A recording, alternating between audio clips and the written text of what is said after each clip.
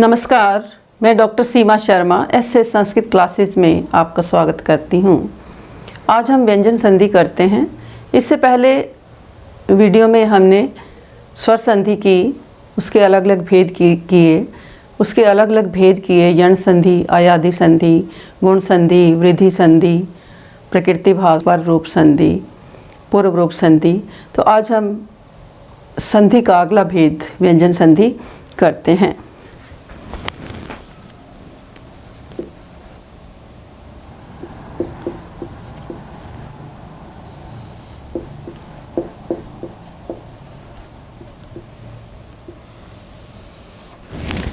यानी व्यंजन संधि को क्या कहते हैं? हम हल संधि भी कहते हैं। अर्थात जब स्वर रहित व्यंजन के पश्चात कोई स्वर या व्यंजन आता है तब उसको हम क्या कहते हैं? उस व्यंजन में जो विकार उत्पन्न होता है, जो परिवर्तन होता है, उसको हम क्या कहते हैं? व्यंजन संधि कहते हैं। अर्थात व्यंजन संधि उससे कहते हैं कि जब आधे व्यंजन के बाद कोई स्वर या व्यंजन आ जाता है तब उसमें जो परिवर्तन होता है उसको हम क्या कहते हैं? व्यंजन संधि कहते हैं। जैसे हमने उदाहरण क्या लिखा? कस जमा चित। तो यहाँ पर क्या है कि यहाँ पर आधा व्यंजन है और उसके बाद क्या है? व्यंजन है। तो तब इसमें क्या है? विकार उत्पन्न होने से क्या हो जाएगा? कश्चित। ये शब्द हमारा क्या बन जाएगा? कश्चित। कस जमा चित तो क्या बन गया? कश्चित। तो यहाँ पर क्या है कि स को स जो है यहाँ पर स को श परिवर्तित हो गया है। तो उसका अगला शब्द हमारा क्या है? जगत जमा ईश,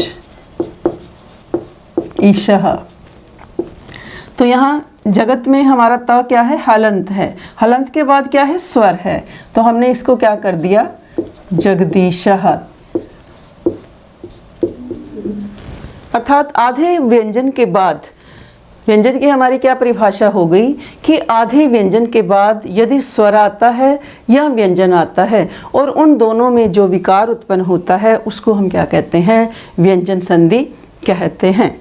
अब हमने जब वर्णों का उच्चारण स्थान किया तो उसमें हमने क्या देखा कि हमारे व्यंजन कितने हैं? 33 व्यंजन हैं। कौन कौन से व्यंजन हैं? क से माँ तक, क से माँ तक ये हमारे जो व्यंजन हैं 25 व्यंजन हैं। इनको हम बोलते हैं स्पर्श व्यंजन। ये हमारे क्या हैं? स्पर्श व्यंजन हैं। उसके बाद श श स और ह, ये हमारे क्या हैं? ऊष्म व्यंजन हैं। ये हमारे ऊष्म व्यंजन हैं। और य व र ल, ये क्या है? अंतस्थ है। तो क से माँ तक हमारे क्या है? 25 स्पर्श व्यंजन हैं। और श स ह, ये क्या है? ऊष्म व्यंजन है। यानी जब इनको बोलते हैं तो हमारे प्राणवायु जो है अधिक प्रयोग होती है। य व र ल, ये क्या है? अंतस्थ हैं। यानी अंतस्थ इनका नाम क्यों रखा गया है? क्योंकि ये स्वरों और व्यंजनों के मध्य में आते हैं, इसलिए इनको क्या कहा गया है? अंतस्थ कहा गया है। तो व्यंजन की हमारी क्या परिभाषा हुई कि जब आधे व्यंजन अर्थ व्यंजन के बाद कोई व्यंजन आता है, अर्थ व्यंजन के बाद कोई व्यंजन आ जाए या स्वर आ जाए, तो व्यंजन में जो परिवर्तन होता है उसको हम क्या कहते हैं? व्यंजन संधि कहते हैं। तो सबसे पहला भेद हम करते हैं शुचित्व संधि।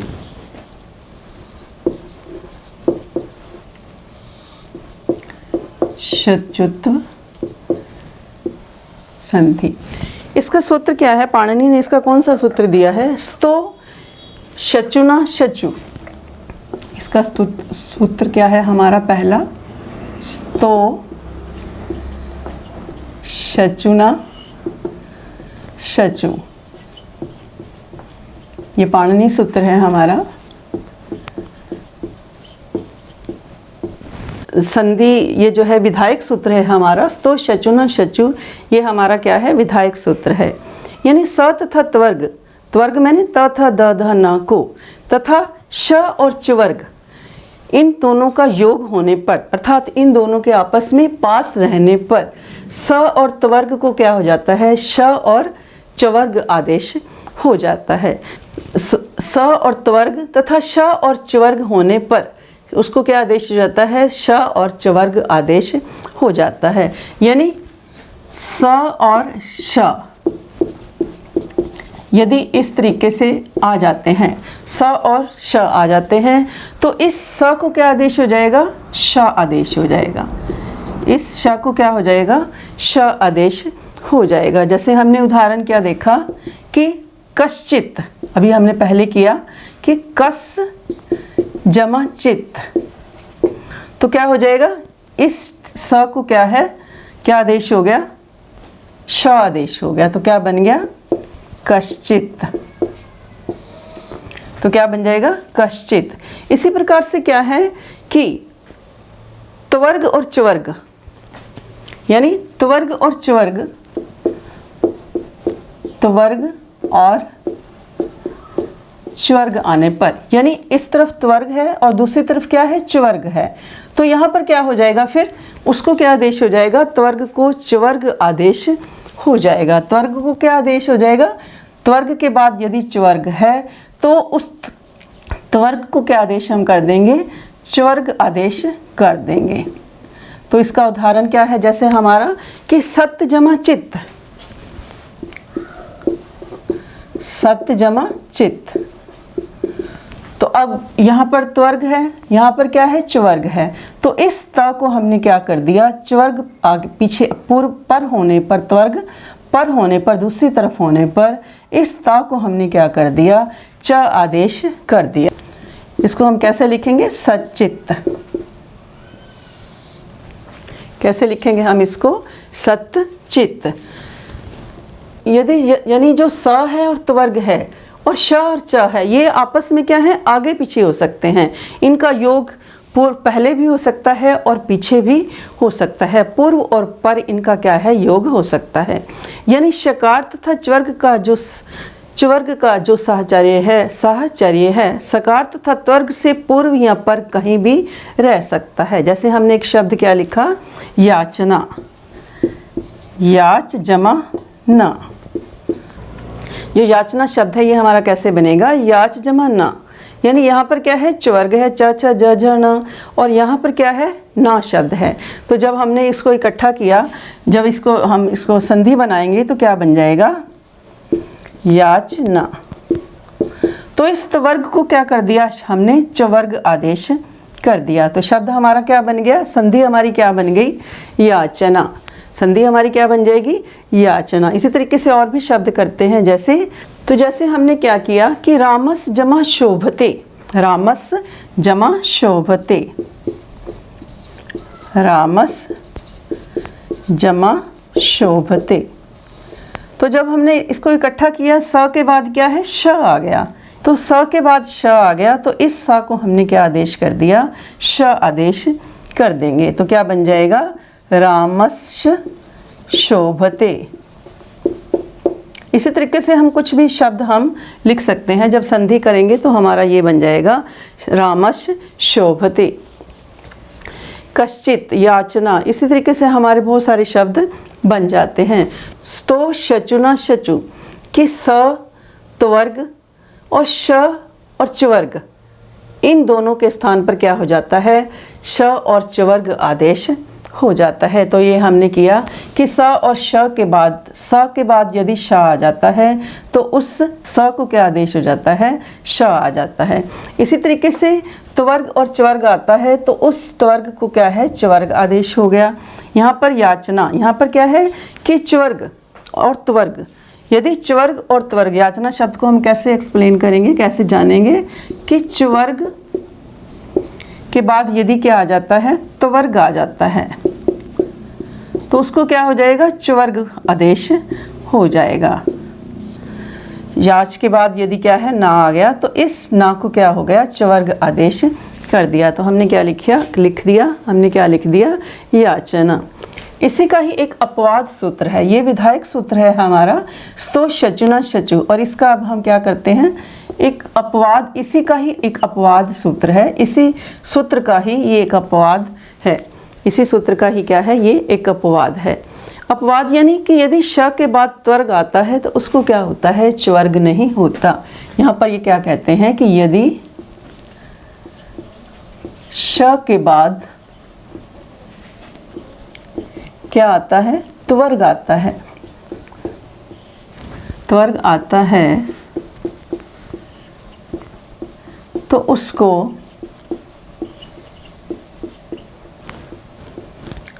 च्वर्ग नहीं होगा। यदि श के बाद त्वर्ग आता है तो उसको क्या है, च्वर्ग नहीं होगा।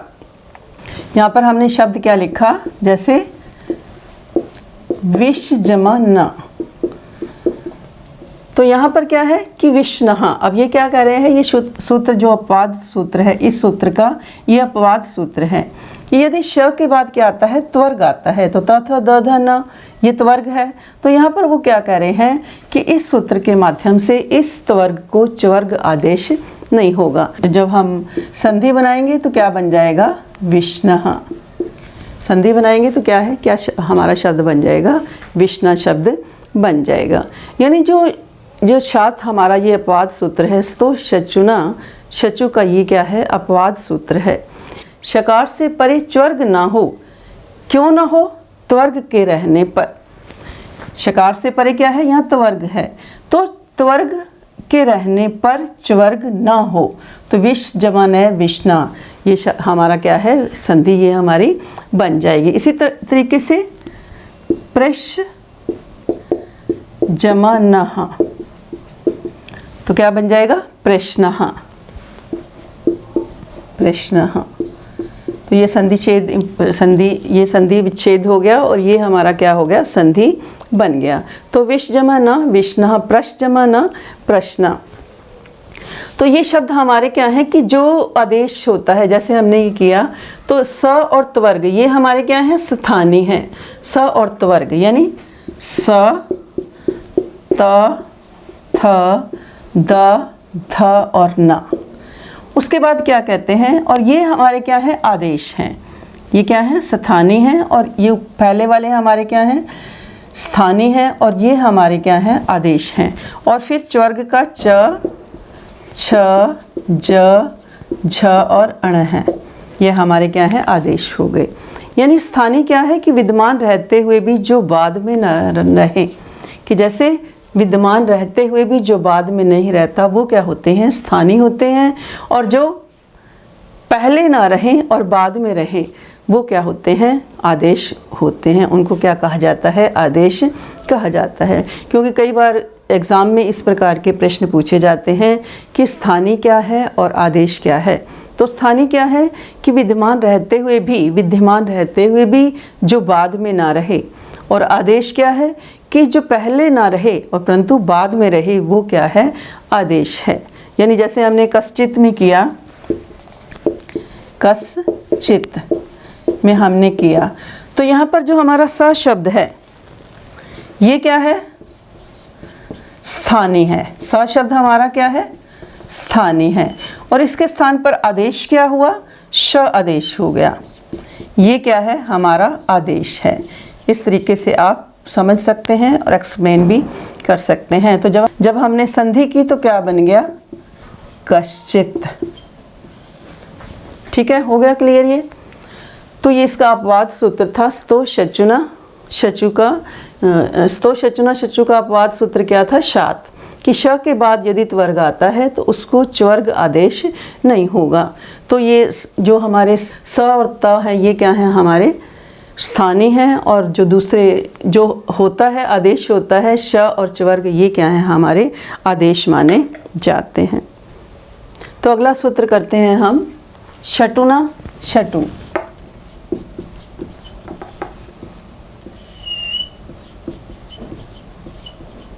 शटुना शटु।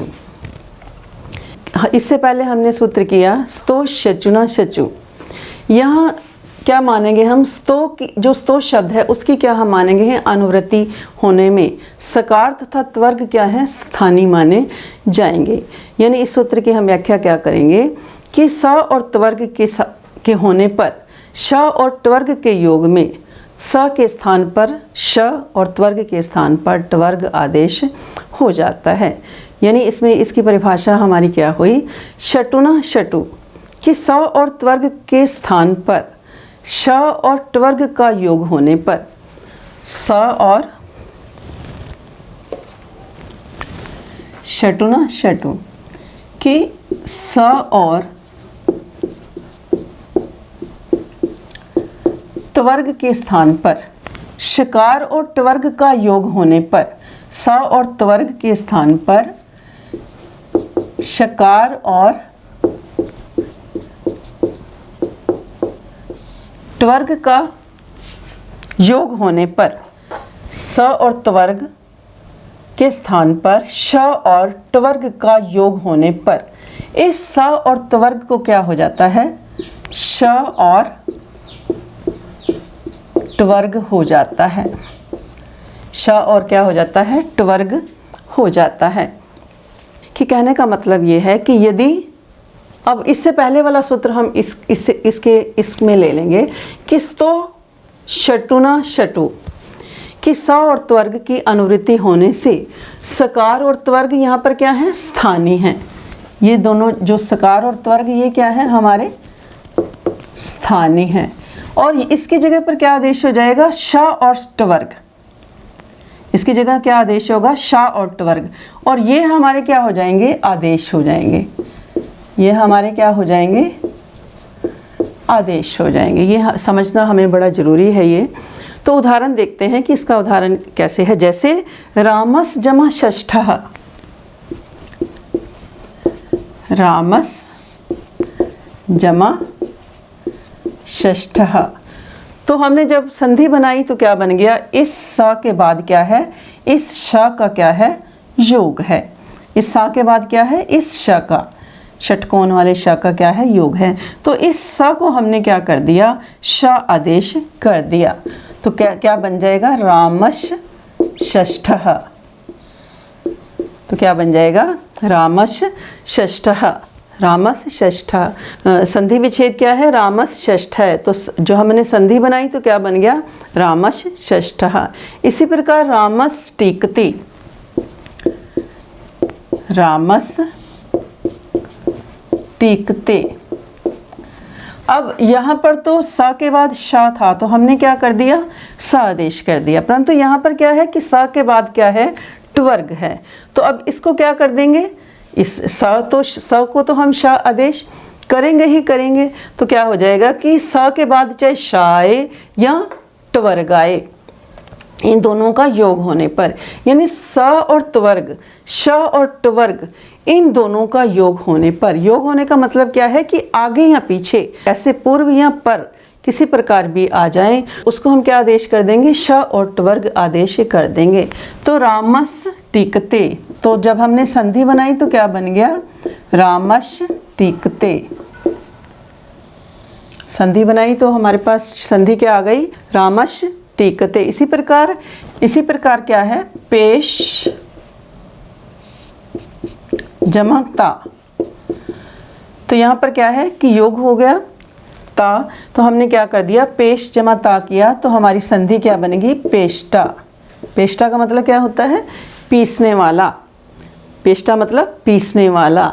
रामस छठ मैंने, रामस षष्ठा मैंने राम छठा है।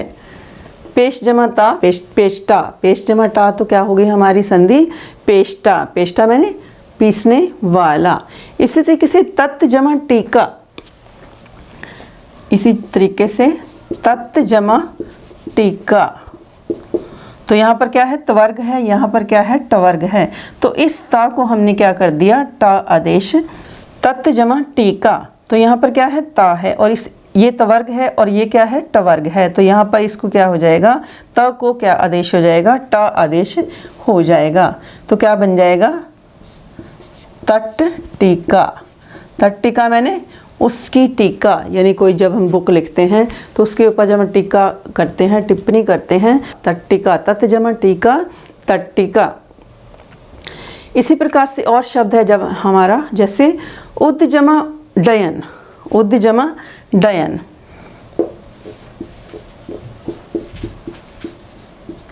डयन। तो यहाँ पर द को क्या आदेश हो जाएगा, ड आदेश हो जाएगा। तो क्या हो जाएगा, उड्डयन।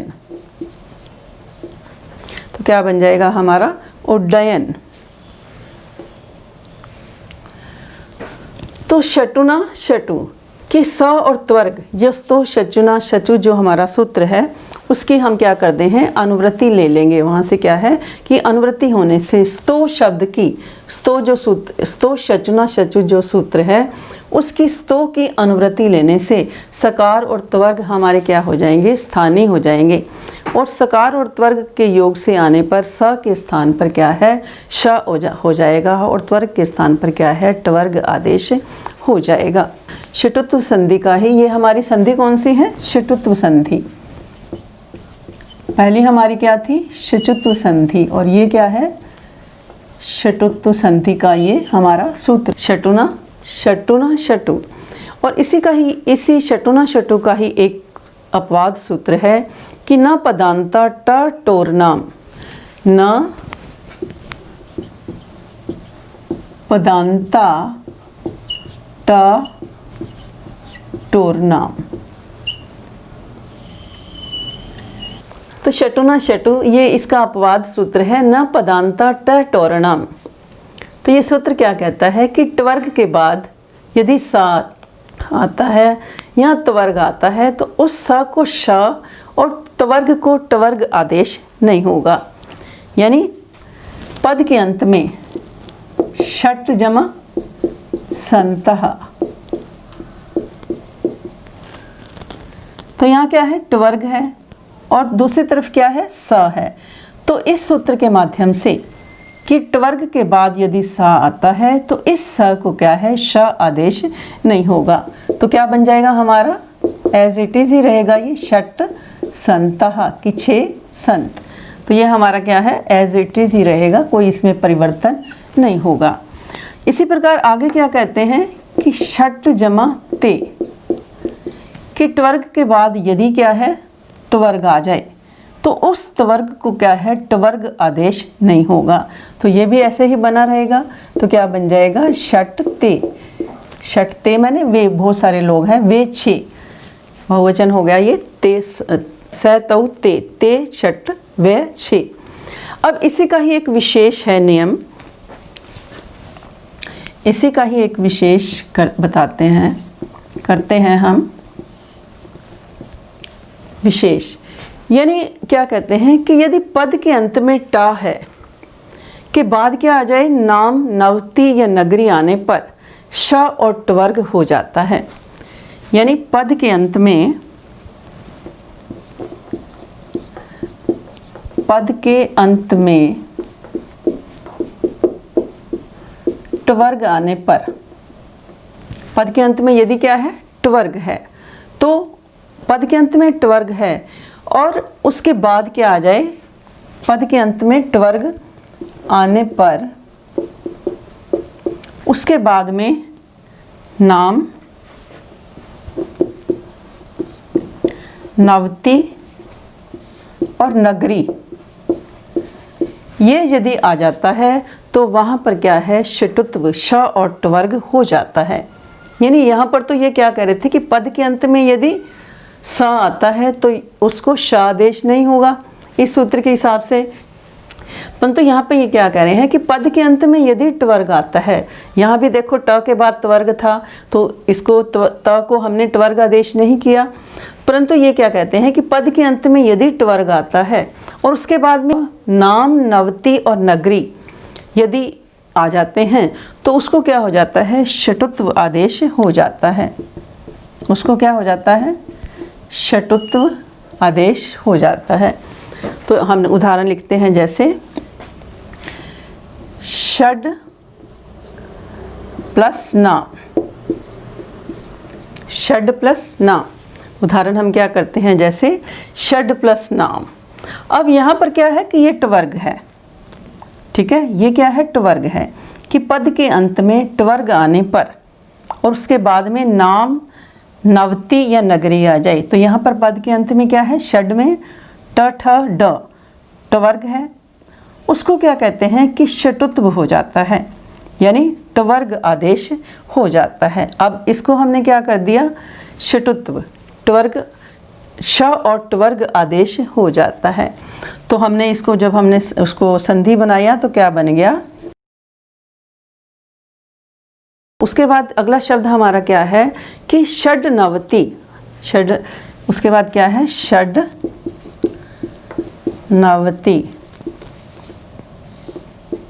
षड्नवति। तो यहाँ पर भी क्या है कि ट ठ ड ढ न, यहाँ पर क्या है त थ द ध न, ये त्वर्ग है और ये क्या है टवर्ग है, तो टवर्ग हो जाता है। यानी पद के अंत में यदि टवर्ग है तो उस टवर्ग को के बाद नाव, नवती या नगरी है तो उस को क्या हो जाता है, षटुत्व आदेश हो जाता है, यानी टवर्ग आदेश हो जाता है। तो यहाँ पर हमने क्या किया, दोनों को, यानी इसको भी, ड को भी क्या है टवर्ग हो गया और न को भी क्या है टवर्ग आदेश हो जाएगा।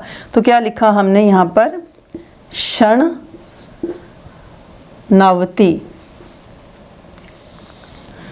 तो क्या लिखा हमने यहाँ पर, क्षण नवती, यानी क्षण नवती मैंने 96, क्षण नवती का मतलब क्या है यहाँ पर 96, नवती मैंने 90 और षड मैंने 6, क्षण नवती मैंने 96, षड। इसी प्रकार हम अगला करते हैं, षड जमा नगरे, षड जमा नगरे, संधि षड नगरे, तो संधि बनाएंगे तो क्या बन जाएगा, शन नगरे कि 6 नगरी। तो यहाँ पर क्या है कि दोनों ही जगह पर इस प्रकार का ये हमारा क्या हो जाएगा, आदेश हो जाएगा कि यदि क्या है कि पद के अंत में टवर्ग आने पर नाम, नवती और नगरी हो तो उसको क्या आदेश हो जाता है, श और टवर्ग आदेश हो जाता है। तो यहाँ पर क्या है, षड नाम, तो ड और ना दोनों के स्थान पर क्या आदेश हो गया, न और ना, दोनों तरफ हमने क्या कर दिया, ट ठ ड ढ न आदेश कर दिया। इसी प्रकार से षड नवती, शन नावती, दोनों तरफ क्या है कि टवर्ग होने पर इस प्रकार ना हो जाता है, दोनों तरफ। यहाँ भी हमने क्या कर दिया, टवर्ग आदेश कर दिया। तो षड नाम, शन नाम, षड नवती, षण नवती, षड नग्रह, तो शन शन शन नग्रह, तो क्या बन गया, ये हमारा हो गया। षटुत्व संधि का ही अगला है हमारा एक तोषी, यानी तोषी मैंने त्वर्ग के बाद यदि श आता है, त्वर्ग के स्थान पर टवर्ग नहीं होता, अर्थात शकार परे रहते त्वर्ग के स्थान पर टवर्ग आदेश नहीं होगा। कि यदि त्वर्ग के बाद क्या आ जाता है, श आता है, इस नियम के अनुसार क्या है कि त्वर्ग के बाद क्या आ जाता है, श आ जाता है, तो त्वर्ग के स्थान पर टवर्ग आदेश नहीं होता, त्वर्ग के स्थान पर टवर्ग आदेश नहीं होगा श परे रहने पर। तो त्वर्ग के स्थान पर क्या है, तोषी माने कि त्वर्ग के बाद यदि श आता है तो इस त्वर्ग को टवर्ग आदेश नहीं होगा श परे रहने पर।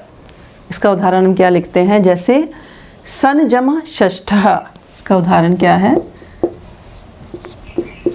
सन जमा षष्ठः।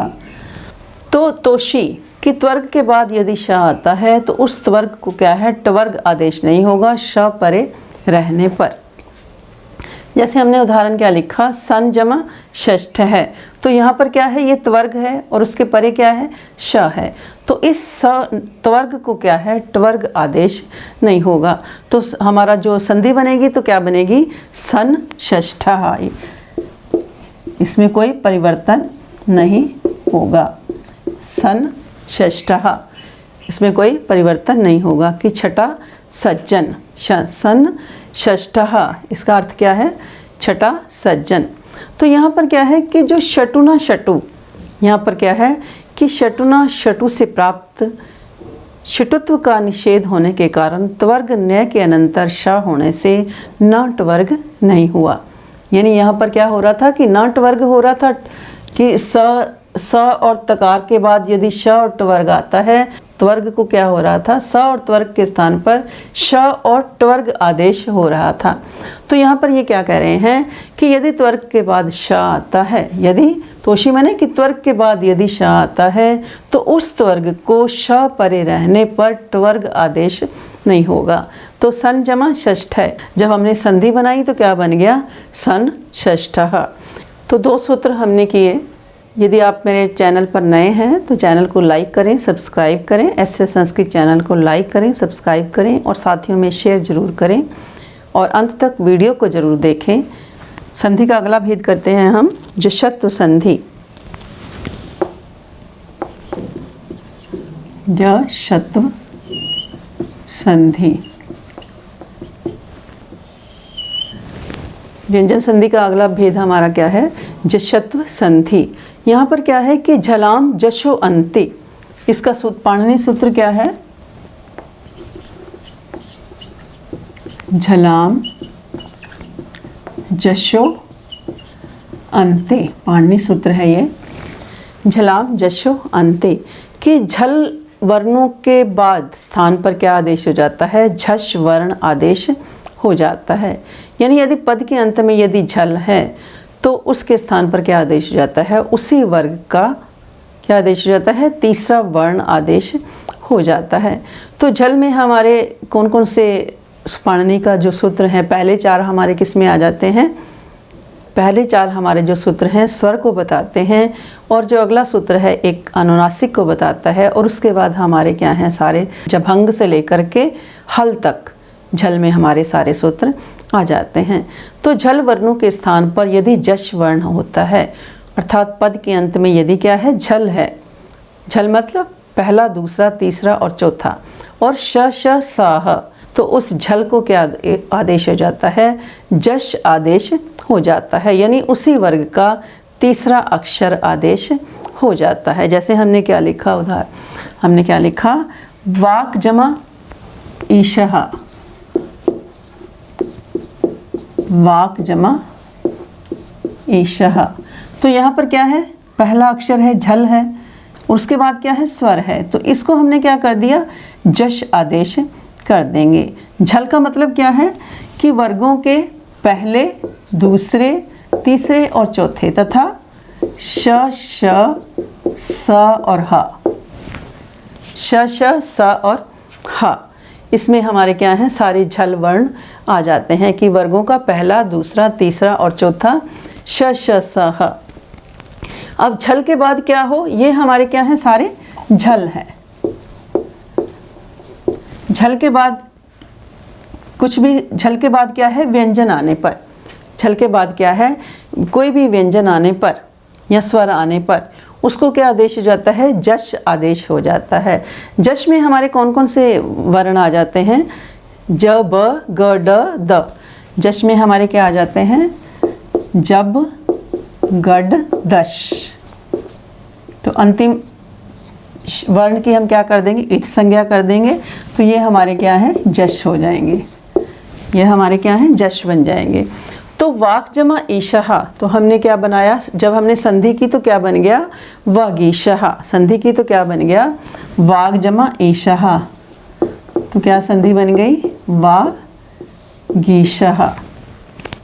इसी तरीके से तत् जमा रूपः, तो संधि की तो क्या बन गया, त्वर्ग को क्या आदेश हो गया, द आदेश हो जाएगा, तथा द, ये पहला वर्ण है त्वर्ग का, तो पहला वर्ण है झल का, झल का क्या है, पहला है त, तो तद रूपः, इकट्ठा लिखेंगे तो कैसे आ जाएगा, तद रूपः।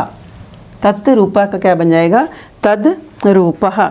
ये BA पार्ट 1 के सिलेबस में सारी संधियाँ पूछी जाती हैं, कुरुक्षेत्र यूनिवर्सिटी के सिलेबस में फर्स्ट ईयर में। अच संधि भी पहले जो हमने की है इससे पहले वीडियो में, और अब आज हम व्यंजन संधि कर रहे हैं। तो ये सारी संधियाँ जो है पेपर के लिए इम्पॉर्टेंट हैं, पिछले सालों में इस प्रकार की संधियाँ जो हैं पूछी गई हैं।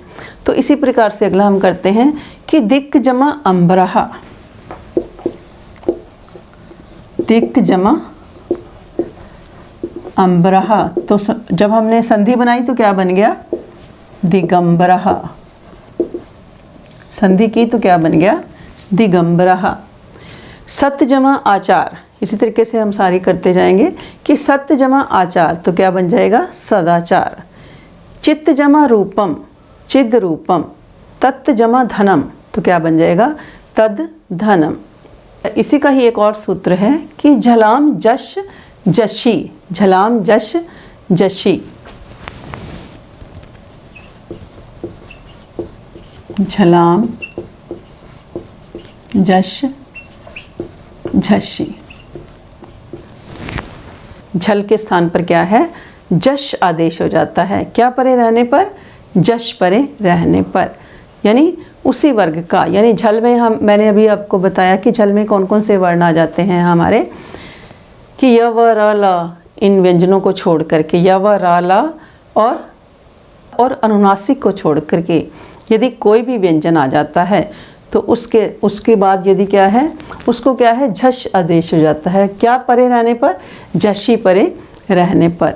यानी झशी से मतलब हमारा क्या है कि ज भ ग ड ध, जब ग ड ध, जब घट, जभन घट घश और जब गड दश। यानी वर्ग के कौन से हैं कि वर्ग का तीसरा और चौथा वर्ण परे रहने पर। यानी इसको क्या है, क्या आदेश हो जाता है कि झल को जश आदेश तब होगा जब उसके बाद क्या है? झश वर्ण उसके बाद में हो। झश में हमारे कौन कौन से हैं वर्ण आ जाते हैं? झश में ज भन, जभन के बाद क्या है? गडघश,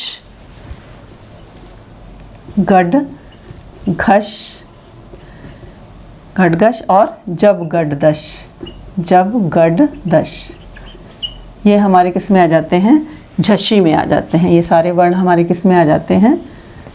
झशी में। तो अब वो क्या कहते हैं कि झल के बाद यदि जश आता है तो उसको क्या आदेश होता है? जश आदेश हो जाता। जैसे हमने उदाहरण क्या लिखा कि लब जमा ध, इसका हमने एग्जाम्पल क्या दिया? उदाहरण लब जमा ध। तो यहाँ पर क्या है? झल है। लब क्या है? प फ ब भ, चतुर्थ वर्ण है ये झल का। तो उसके बाद क्या है? वो कहते हैं कि जश आ जाए। जश में क्या है कि हमारे तीसरा और चौथा वर्ण, तो ये हमारा क्या है? त थ द, धनुष, त थ द ध, त थ द, ये चतुर्थ वर्ण है। तीसरा और चौथा वर्ण आने पर तो लब ध, लभ लब और ध, तो इसको क्या आदेश हो जाएगा? जश वर्ण आदेश हो जाएगा। यानी इसको क्या है, जो तीसरा वर्ण है झल के बाद यदि क्या है? जश आता है तो इस झल को क्या आदेश हो जाएगा? जश आदेश हो जाएगा। तो इसका क्या बन जाएगा? लब्ध है। इसका हमारे पास क्या आ जाएगा? लब्ध है। इसी प्रकार और देख लेते हैं, जैसे बुद्ध जमा धी, इसी प्रकार बुद्ध जमा धी, तो क्या बन जाएगा? इसी को धा को क्या आदेश हो जाएगा? द आदेश हो जाएगा। तो क्या बन जाएगा? बुद्धि। तो इस प्रकार हमने ये सारे आज सूत्र किए जशत्व संधि के, कि झलाम जशो अंत्य, कि झल को क्या आदेश हो जाता है? जश आदेश हो जाता है। तो इसके और भी उदाहरण है कि झल को क्या आदेश हो जाता है? जश आदेश हो जाता है। जैसे अच जमा आदि, और जब हमने संधि की तो च छ ज, आजादी, तो क्या बन गया? आजादी। षट जमा दर्शनम किया, षट जमा दर्शनम, तो क्या बन जाएगा? षड दर्शनम। षट जमा आनन, तो क्या बन जाएगा? संधि की तो षडानन, षडानन।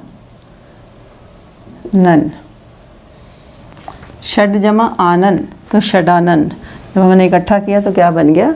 षडानन। तो हमने अभी इसमें जशत्व संधि की जिसमें झलाम जशोअंते और झलाम जश जशी कि झल को जश आदेश हो जाता है अंत में स्वर या व्यंजन रहने पर, और झल को जश आदेश तब होता है जब वर्णों के तीसरे और चौथे वर्ण हों, तो उनको उसी वर्ण का क्या आदेश हो जाता है, तीसरा वर्ण आदेश हो जाता है। उसी वर्ग का क्या होता है, तीसरा वर्ण आदेश हो जाता है। तो आज हमने 3 संधियाँ की इस व्यंजन संधि में। पहले हमने की शचुत्व संधि, जिसका सूत्र क्या था, विधायक सूत्र क्या था, सतो शचुना शचु। उसके बाद हमने की शटुत्व संधि, जिसका सूत्र क्या था, शटुना शटु। और उसके कुछ, इन दोनों के कुछ अपवाद सूत्र भी थे, जैसे पहली संधि का था हमारा शात, और दूसरी का था न पदांता ट टोरणाम और तोशी, इस प्रकार से। और तीसरी संधि हमने की जिशत्व संधि का सूत्र हमने सारा किया। तो आज के लिए इतना ही। मैं मिलती हूँ अगली वीडियो में अपने नए लेसन के साथ, नए संस्कृत लेसन के साथ। धन्यवाद। जय हिंद, जय भारत।